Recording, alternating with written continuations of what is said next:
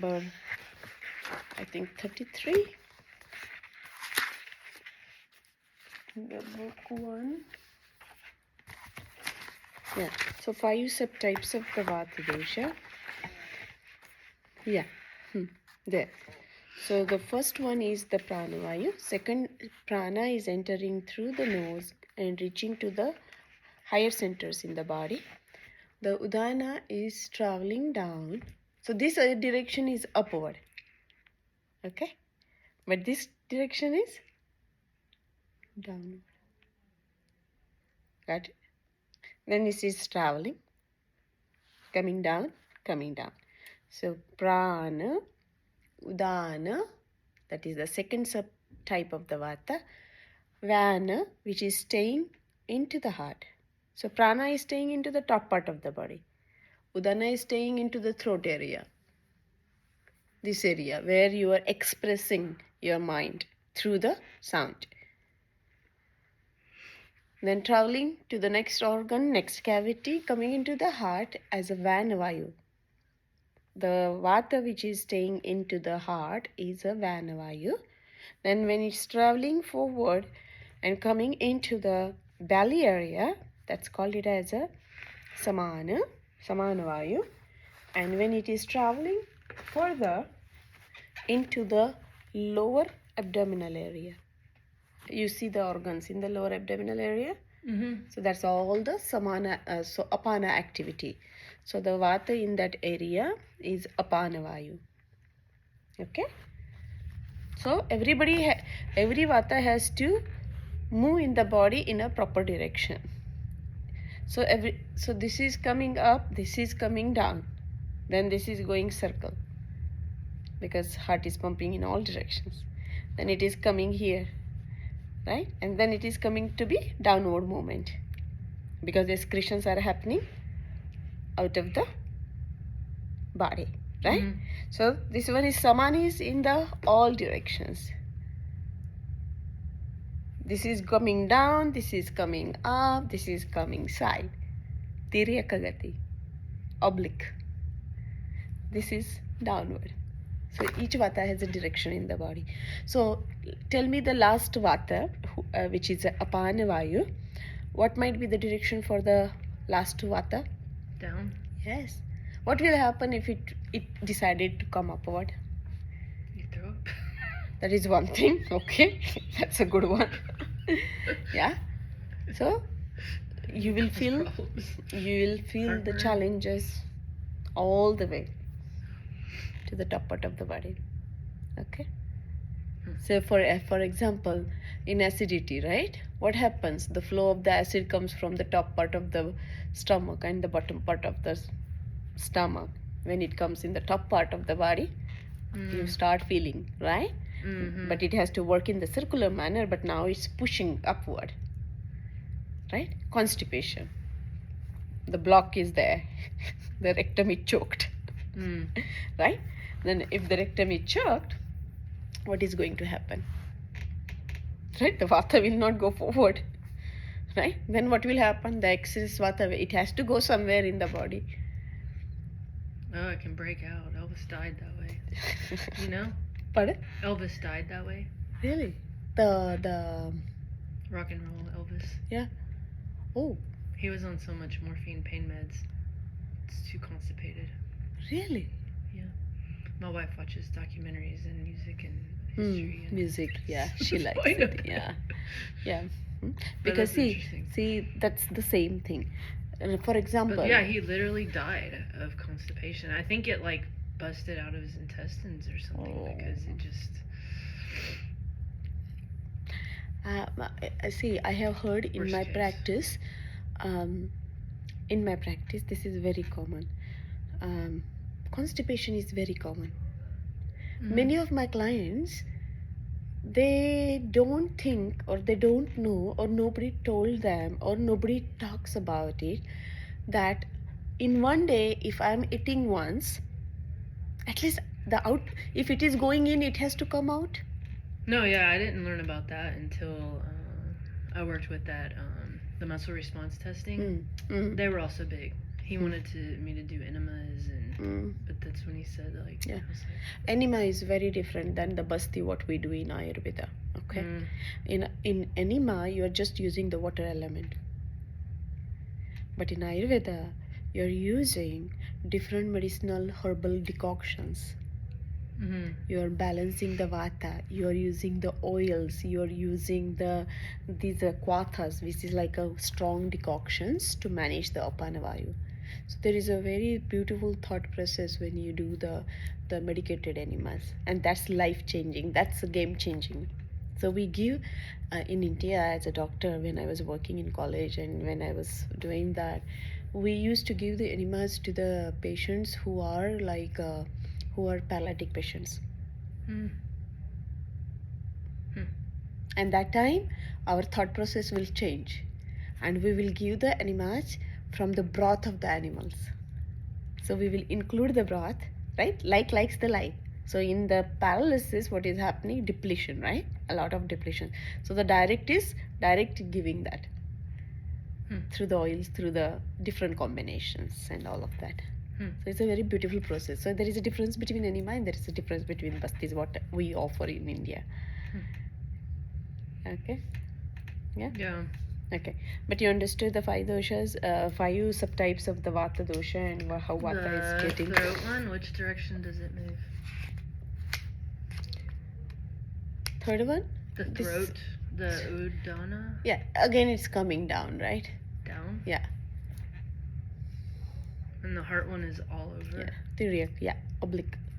Only oblique, all over? All over. It's all over. Even the samana is going to be everywhere, right? Up and down? Yeah. And samana, both. The last one is the downward movement. But I will still confirm with you, okay? But you understood the concept, what it means? Okay. So, doshas,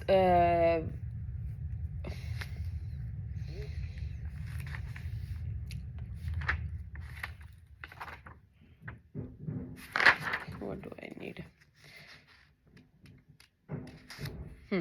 Now, the first one, so generally, this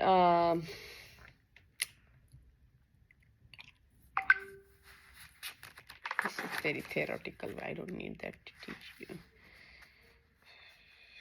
Okay, the last one we'll talk because there is something with the excretion and all of that. So that's what the more.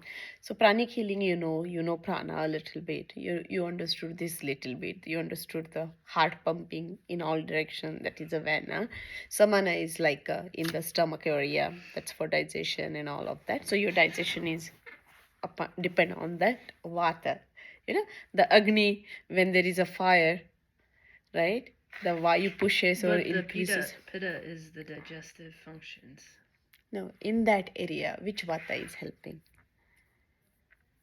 Pitta is transforming. Like California fires, remember, there is a fire. But who is increasing or decreasing the fire? Who is supporting it? Vata The oxygen. Yes. Okay.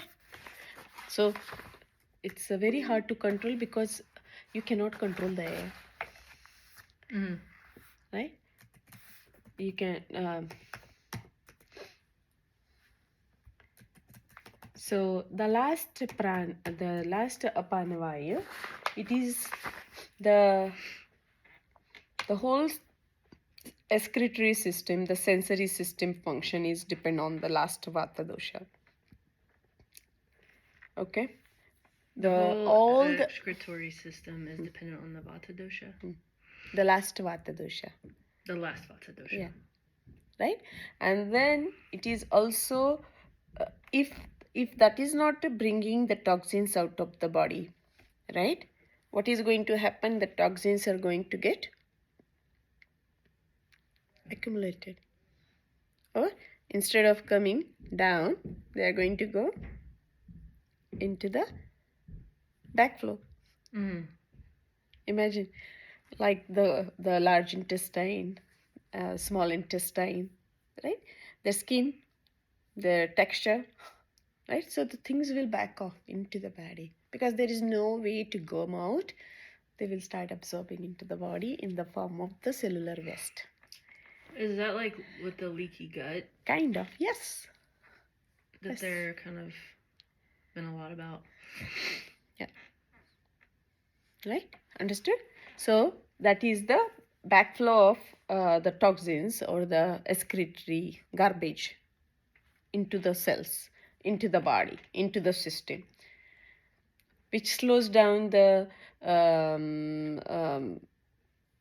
other bodily functions, and then the impurity goes more and more and more. That becomes like the toxicity to the body. So this is called it as in Ayurveda that there is no term than the just in English the term can be used as a poison, ama visha, ama. So that will be one of the reason of having the formations of ama in the body. Impurities started getting into the systems. Coating will start. Got it? So when it will backflow, then what is the first thing maybe the person might feel? Can you guess? Inflammation, Okay, that's a good one. Second? pain, Okay, not bad. Again? dull, Yes. lethargy. Yes, perfecto. You got it.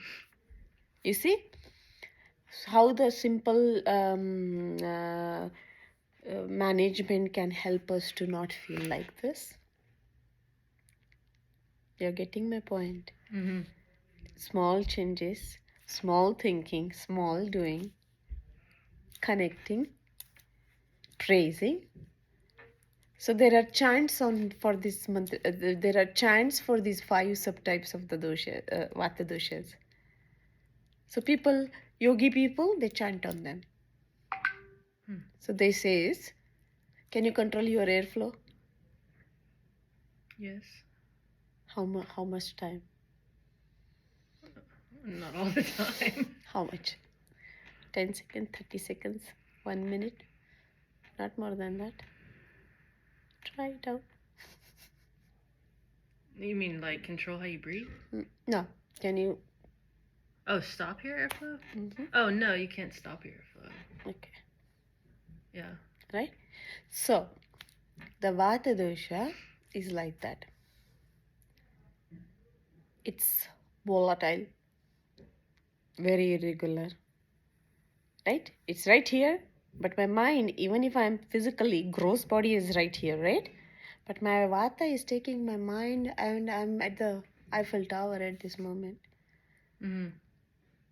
Limitless. Expansion. A lot of this up and down jumbling. Mm-hmm. Constant stress. Right? So there will be a lot of contributing factor to support Vata, or because of that aggravation, it can go both ways. Whether it is increased or decreased. Whether I am doing too much, like for example, last week I saw a person for a detox program. This person is, just to make you understand the point of Vata. He's a lean person like Michael Jackson, Mm-hmm. but he plays like at least 10 miles of something on regular basis. He eats 10 meals? No. He plays. Play. Table tennis. Oh, table tennis? Something. Some of the games. He Uh-huh. plays at least 10 miles a day. You got it? So that's He's very active. overdoing. Uh-huh. If your tire of the car has too much wear and tear, what do you do? Yeah, you can't drive it at 100 miles per hour all the time. Right? So that's why they are called it as dosha. Dosha means you have to maintain them all the time. That's where the car maintenance logo comes in, pop up in the car. Mm-hmm. Maintenance. Somebody is telling us all the time, hey, you need to bring your car. You need to bring your car. Do you have that kind of sensor for yourself to do something for your body? Little. Right? So that wear and tear, that you remember, trillions of cells are in the body. Maybe half of the millions or 20% of the trillions are dying every day. Mm-hmm. right? But is there a process in the body? Am I supporting that process of whatever the deaths are happening inside the body? Are they getting removed, executed from out of the body properly? Is it happening? Am I supporting it? Am I doing it? Am I helping it? This all you have to think.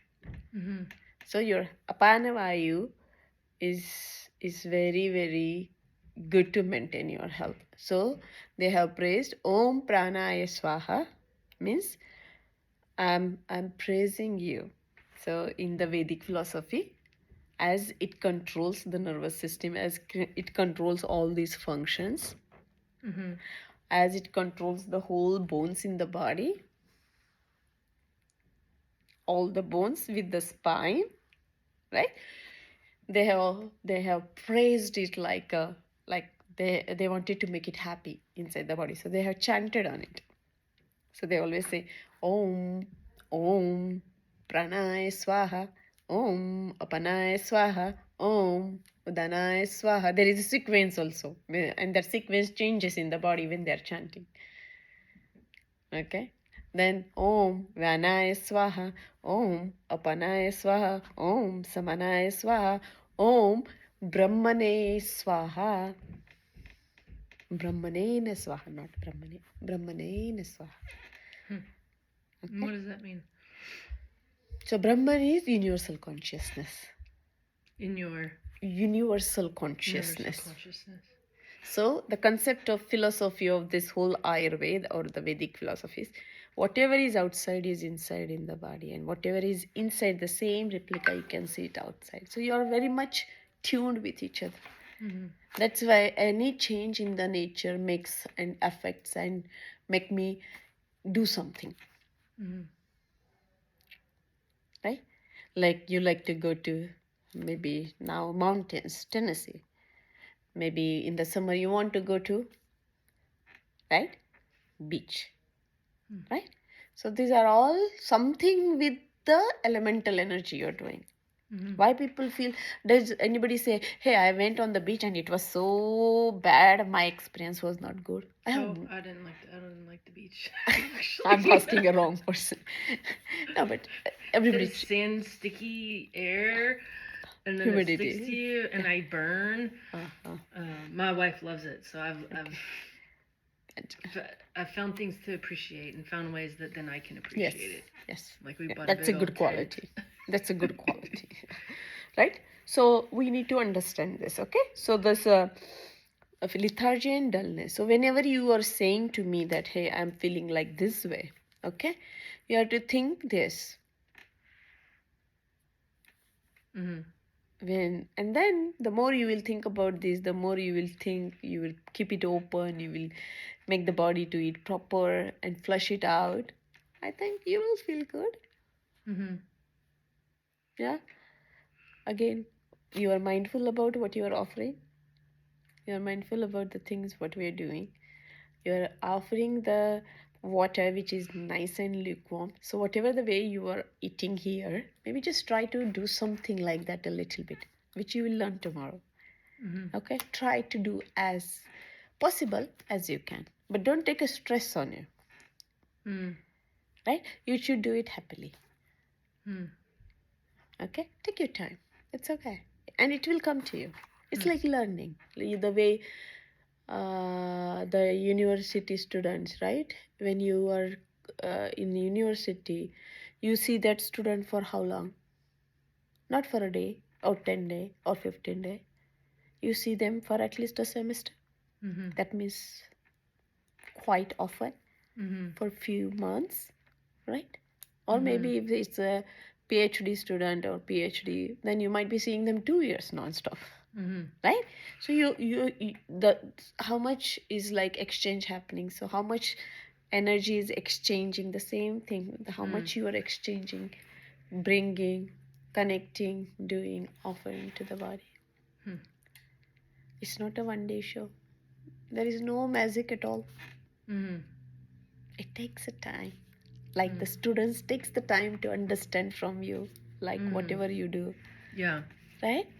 I take a time from you to make you understand what I am trying to teach you for your detox, for your challenges, for your whatever the reasons you are here for your 10-day cleansing program, right? Mhm. So likewise, you need to have some time for this also, and this is the most important thing.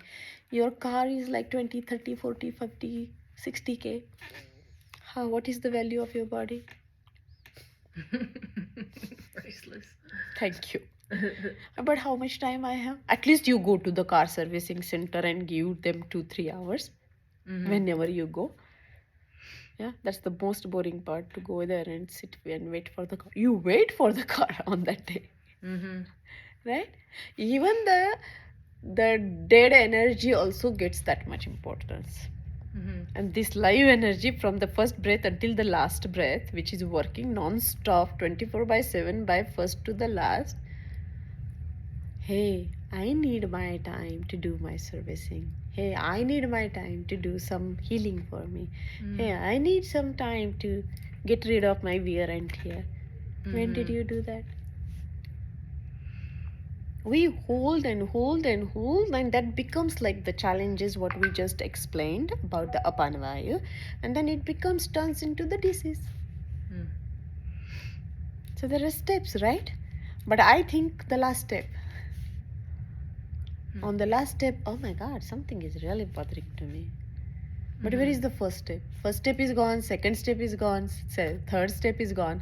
So in Ayurveda, there are 7 steps of disease formation. So disease is you're diagnosed or you're said as a diseased person on the 7th stage in Ayurvedic medicine. Mm. But Ayurveda is praising for the preventative approach.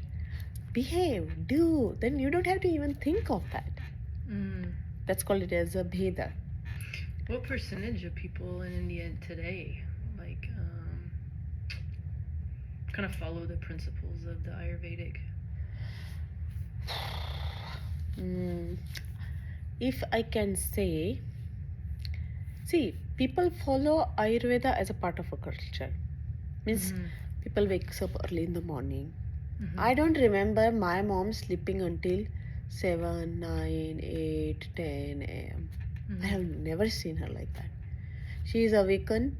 When I was in the medical school and when I was studying, I was like a morning person. Like the way you said I was a night person. I used to sleep 9, 9:30 and I will wake up around 3:30, 4, 4:30 because college is at 8. Then I have to study before I go to the college. Whatever, if there is a homework or if there is something we had to finish and this. So I was a morning person. And I think that came from my mom.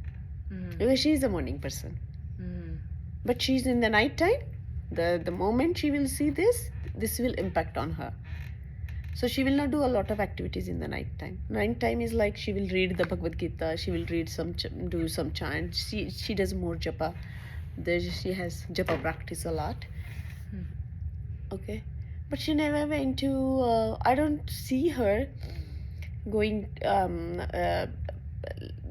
Maybe after. I have not seen her after 9:30. 9 is too strong for her. 9:30 is like extremely. If I go, okay, don't sleep. Wait. Let's do this and like because we are Americanized, right? We need some time together when we go and all of that. That will stretch her until 8:30. That also is like this. 8:30, 10.